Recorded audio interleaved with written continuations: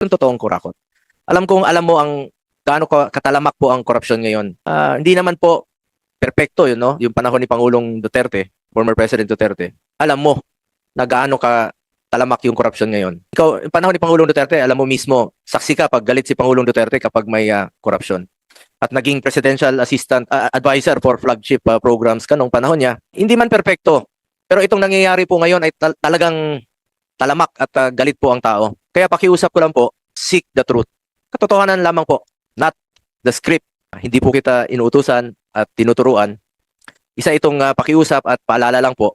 Ang issue ngayon ay tungkol sa ghost, substandard o anomalous flood control projects. Kung wala kang sinisino-sino o pinipili, kasuhan nyo po at ipakulong kaagad yung mga totoong mastermind.